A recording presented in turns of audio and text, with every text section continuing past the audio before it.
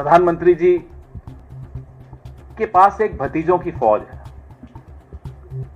गडकरी जी का बेटा, अमित शाह जी का बेटा, ज्योतिरादित्य सिंधिया जी का बेटा, डोभाल जी का बेटा, ऐसे भतीजों की एक फौज है। एक तरफ ताऊ जी बैठे हैं, नीचे भतीजों की पूरी फौज।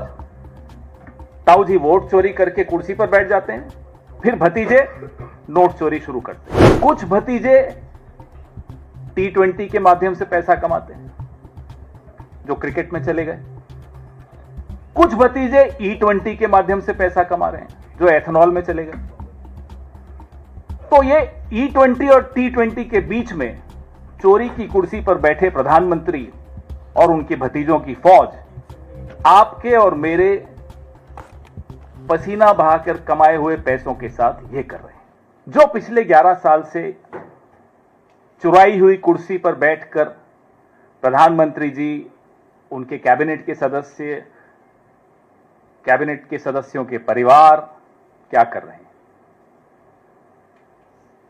प्रधानमंत्री जी के पास एक भतीजों की फौज है।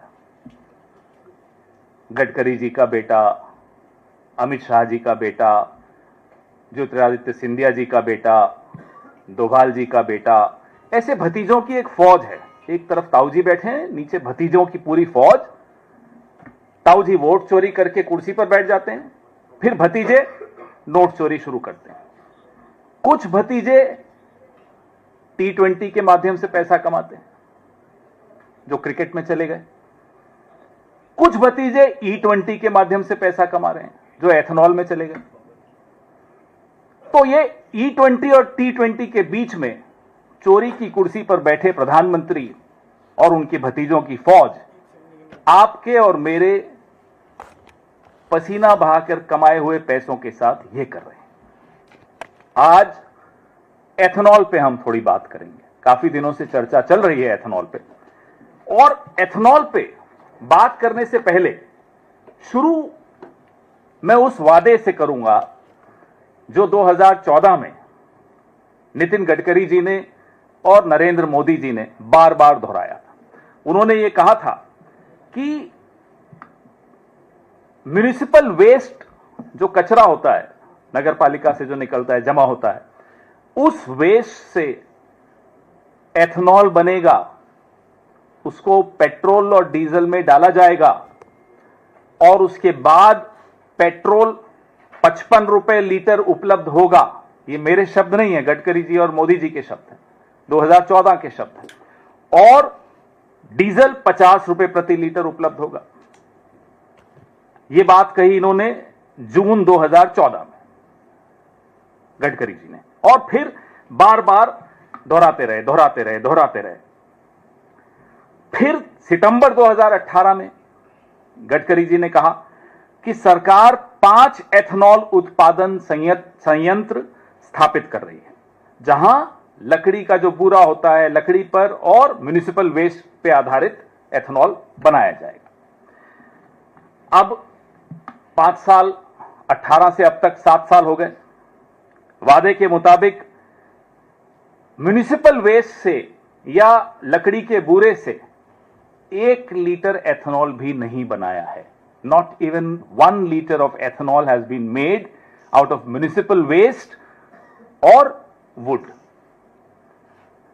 627 करोड़ लीटर एथेनॉल बना है, उसमें से 56% गन्ने से बना है और बाकी अनाज से बना है।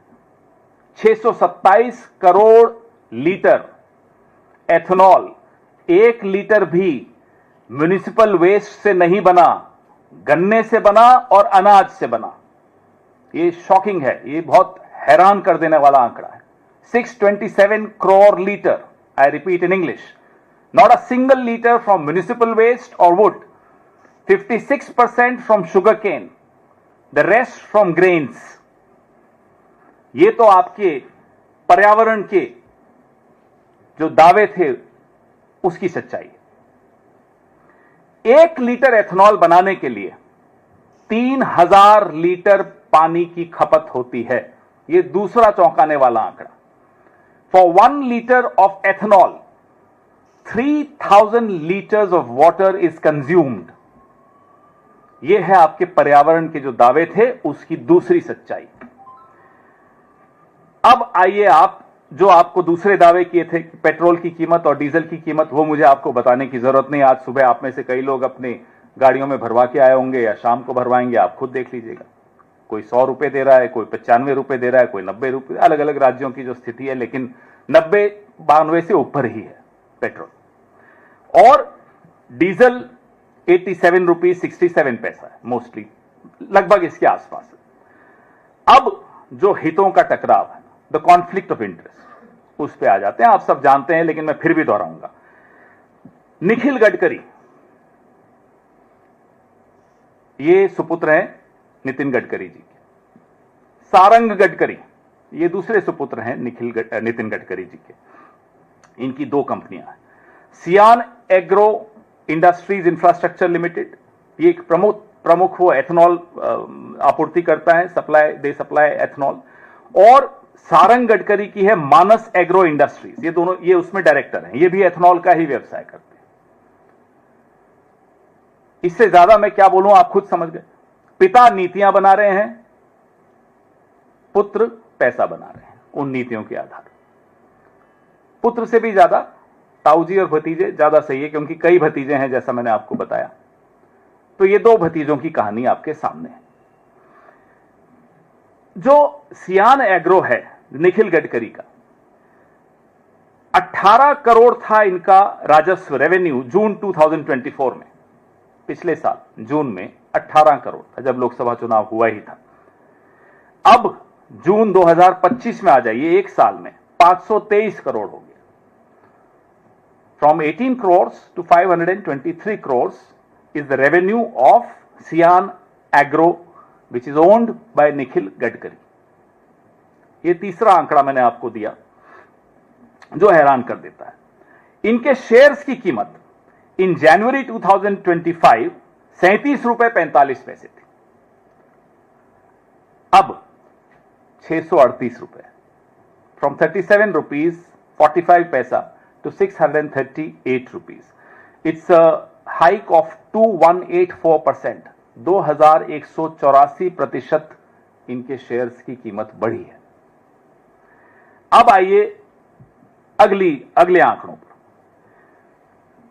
पिछले 11 साल के इतिहास में कोई एक स्कीम ऐसी नहीं है जो समय से पहले हासिल कर ली गई हो, पूरी कर ली गई, लेकिन ये एक स्कीम है। आप हंस रहे हैं।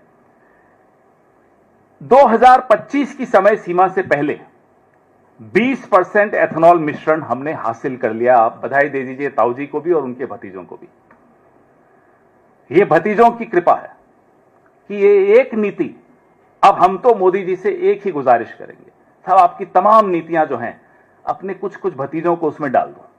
कम से कम देश को वो नीतियां मिल जाएंगी कि हां हो गया।